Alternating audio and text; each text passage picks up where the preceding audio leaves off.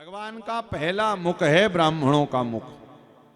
सिकाना आपने देखा, जब पितृपक्ष आता है तो घर पे हम लोग बुला बुला करके ब्राह्मणों को पवाते हैं। क्यों?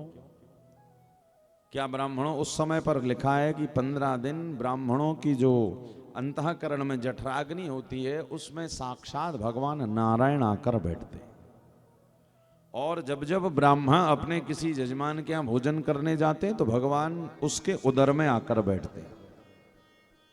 कहते हैं ब्राह्मण यदि तृप्त हो गया तो भगवान कहते हैं मैं भी तृप्त हो गया। तो दो को जरूर, एक तो ब्राह्मण को, और घर पर हो सके तो पूर्णिमा, अमावस्या, एकादशी, प्रदोष, इन किसी तिथियों में एक आध दिन घर पे अग्निहोत्र यानी हवन जरूर ठाकुर जी के सामने करिए। क्यों?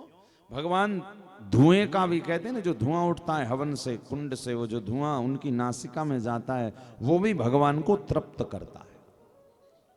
आपने देखा ना, जब हम लोग, एक कोई प्रश्न किया था मेरे से कि महाराज हवन का जब हम भोग लगाते हैं, हवन जब देते हैं अग्नि में, तो वो कैसे भगवान के पेट तक जाता है? तो उसमें वेद में लिखा है कि जब हम हवन देते हैं तो कोई भी आहुति देने के बाद स्वाहा कहा जाता है।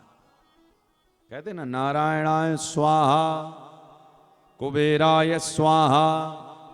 ये स्वाहा क्या है? ये स्वाहा देवी हैं जो आपके तिल को, जौ को, शक्कर को, घी को परिवर्तित करती हैं और भगवान जो देवता का आप हवन दे रहे हैं उस देवता के योग्य बना देती हैं, यानी उसको कन्वर्ट करती हैं, परिवर्तन करती।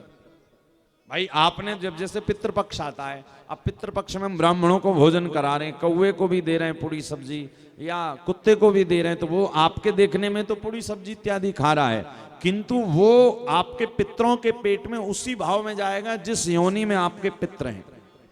यदि आपके पूर्वज शेर की योनि में है तो वो उनको शेर के भोजन के रूप में मिल जाएगा। यदि हाथी, घोड़े, किसी भी योनि में तो उनको उस रूप में मिल जाएगा। इसी कारण जब पितरों को आहुति दी जाती तो उनको स्वाहा नहीं, उनको स्वधा कहा जाता है, और जब देवताओं को आहुति दी जाती है तो उनके लिए स्वाहा कहा जाता है। ये स्वाहा और स्वधा क्या है? ये दो देवियां हैं शास्त्र में जो भगवान के, जो देवताओं के योग्य हवन को बदलकर उन तक पहुंचाती हैं, जिसके योग्य वो होता है।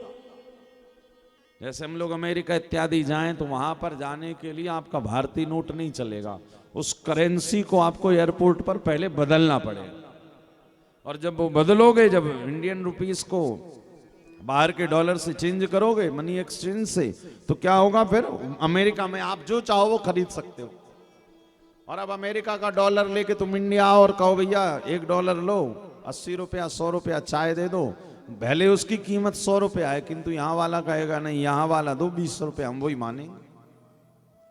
इसी प्रकार जब हम घर में हवन इत्यादि करते हैं तो वो सीधे ठाकुर जी के पेट में जाता है, देवताओं के उदर में जाता है। किस भाव में? बोले स्वधा, स्वाहा देवी उसको उस भाव में बदलकर भेज देती।